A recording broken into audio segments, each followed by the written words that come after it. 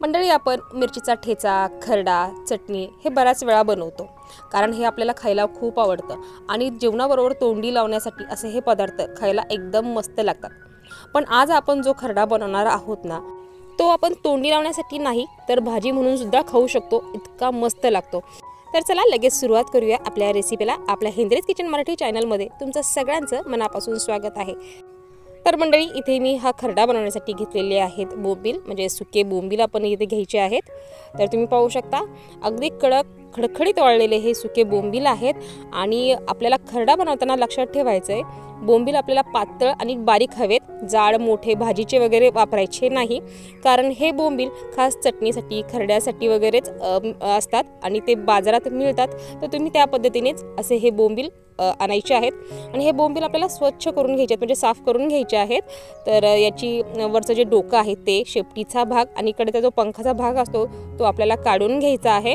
आणि हे बोंबील इतकेच चांगले सुकलेले आहेत, इतके चांगले वाळलेले आहेत की हाताने सुद्धा ते मोडता येतात आणि त्याचे पंख वगैरे काढता येतात। तर हे सगळे बोंबील मी आता स्वच्छ करून घेणार आहे आणि त्याचे तुकडे करून घ्यायचे आहेत। फार मोठेही नाही, फार छोटेही नाही, मध्यम आकाराचे आपल्याला इथे तुकडे करून घ्यायचे आहेत। तर तुम्ही पाहू शकता इथे मी बोंबलाचे तुकडे करून घेतलेले आहेत। बोंबील अगदी छान बारीक आहेत, पातळ आहेत, तर असेच आपल्याला खरड्यासाठी हवे आहेत।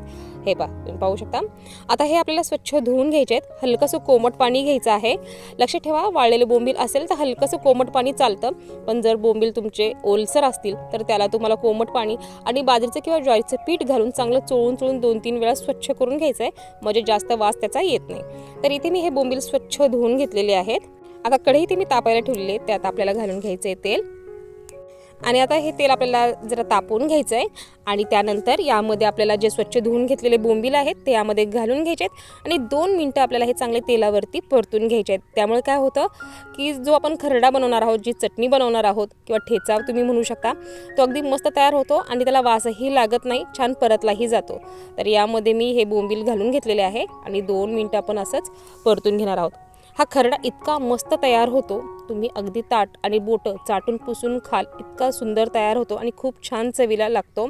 आणि सगळ्यात महत्त्वाचं म्हणजे आपण चटणी, खरडा, ठेचा हे तोंडी लावण्यासाठी खातो, तर तुम्ही हे भाजी म्हणून खाऊ शकता, इतकं छान लागतो। तर हे बघा, आता छान बोंबील तळून झालेले आहेत। आता यामध्ये घालून घ्यायची आपल्याला हिरवी मिरची आणि भरपूर लसूण घालून घ्यायचा आहे। हिरव्या मिरचीचे 2-2 तुकडे करायचे तुम्हाला, म्हणजे ती तळताना किंवा परतताना फुटणार नाही। तर यामध्ये मी हिरव्या मिरची आणि लसूण घालून घेतलं आहे, ते सुद्धा आपल्याला मिनिटभर चांगलं परतून घ्यायचं आहे। आता यामध्ये काय करायचं, आपल्याला शिजण्यासाठी अर्धा ग्लास ते ग्लासभर पाणी घालायचं आहे। बोंबील जर जाडसर असतील तर तुम्हाला यामध्ये ग्लासभर पाणी घालून घ्यायचं आहे। आता तुम्ही पाहिलंच असेल की हे बोंबील अगदी छान वाळलेले आणि पातळ बारीक बारीक आहेत, तर अर्धा ग्लास इतकं पाणी यामध्ये मी घालून घेतलेलं आहे। आणि आता आपल्याला ठेवायचं आहे झाकण। मीडियम टू हाय फ्लेमवरती तुम्हाला गॅस ठेवायचा आहे, कारण आता बोंबील आपण छान परतून घेतलेले आहे, त्यामुळे शिजण्यासाठी जास्त वेळ लागणार नाही। पण आदनमधनं आपल्याला चेक करायचं आहे, कारण पाणी जर पूर्ण आटून गेलं तर खाली बोंबील करपू शकतात किंवा तळाला चिकटू शकतात। तर इथे बघा, पाणी पूर्ण आटलेलं आहे। आता झाकण काढून घेऊया आपण। आता यामधले बोंबील सुद्धा व्यवस्थित शिजलेले आहेत, एकदा आपण हलवून घेऊया। आता या स्टेजवरती आपल्याला गॅस बंद करायचा आहे, व्यवस्थित हलवून घ्यायचं आहे। आणि आता आपल्याला कढई गॅसवरनं खाली उतरून घ्यायची आहे। आता खरडा बनवायचा आहे आपल्याला, पण कढईतनं हे बाजूला काढायचं नाही आहे, असंच कढईमध्येच ठेवायचं आहे। तर बघा, कढई मी ते खाली उतरून घेतलेली आहे। आता यामध्ये आपल्याला घालून घ्यायचं आहे चवीनुसार मीठ। तुमच्याकडे खडे मीठ असेल तर तुम्ही ते सुद्धा घालून घेऊ शकता। खडे मीठ असेल तर व्यवस्थित खरडलं जातं किंवा खरडा किंवा चटणी अगदी व्यवस्थित तयार होते। तर मी यामध्ये साधं मीठ जे होतं दळलेलं तेच ह्यामध्ये घातलेलं आहे। आणि आता आपल्याला या पद्धतीने तांब्याच्या मदतीने किंवा पेल्याच्या मदतीने असं खरडून घ्यायचं आहे, रगडून घ्यायचं आहे किंवा त्याचा ठेचा बनवायचा आहे। त्यामुळे आणि व्यवस्थित शिजला आहे, त्यामुळे त्याची चटणी किंवा ठेचा जे आहे ते अगदी व्यवस्थित तयार होतो। तुम्ही पाहू शकता तांब्याने अगदी व्यवस्थित रगडलं जात आहे आणि छान बारीक सुद्धा झालेला आहे। त्यामुळे बोंबील व्यवस्थित जरा शिजून घ्यायचे, त्यामुळे ठेचा अगदी व्यवस्थित तयार होतो। तर तुम्ही पाहू शकता इथे आपला हा ठेचा जो खरडा आहे तो अगदी व्यवस्थित तयार झालेला आहे, छान रगडला गेलेला आहे, अगदी व्यवस्थित बारीक झालेला आहे। आता तो आपण एकत्र हलवून घेऊया व्यवस्थित आणि पुन्हा एकदा आपल्याला कढई गॅसवरती ठेवायची आहे। आता यामध्ये आपल्याला तेल घालून घ्यायचं आहे। आपण मगाशी पण थोडंसं तेल घातलं होतं, आता सुद्धा आपल्याला थोडं तेल पुन्हा घालून घ्यायचं आहे आणि छान ही खरपूस होईपर्यंत चटणी परतून घ्यायची आहे। तुम्ही याला चटणी, खरडा, ठेचा काही सुद्धा म्हणू शकता। पण आपण हा ठेचा, खरडा, चटणी जरी असेल ना तरी ही भाजी म्हणून खाणार आहोत, एवढं लक्षात ठेवा. कारण ह्याची चव इतकी सुंदर आहे. ह्यामध्ये भरपूर जरी हिरव्या मिरच्या घातल्या असेल ना तरी फार तिखट तुम्हाला जाणवणार नाही.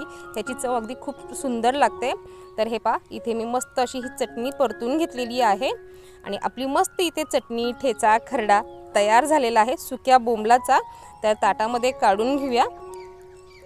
आणि हा खरडा, ठेचा बाजरीची भाकरी, चपाती, तांदळाची भाकरी, ज्वारीची भाकरी कशाबरोबर सुद्धा खायला खूप छान लागते. आणि तुम्हाला सांगू का, माझ्या घरात हा आवडीचा आणि सगळ्यांचा फेवरेट पदार्थ आहे. रविवारी जर काही भाजी बनवायला नसेलच तर हा पदार्थ आमचा फिक्स असतो, तो म्हणजे सुक्या बोंबलाचा खरडा. तर आपला खरडा इथे तयार झालेला आहे, तुम्ही पाहू शकता. तर तुम्ही सुद्धा नक्की बनवा.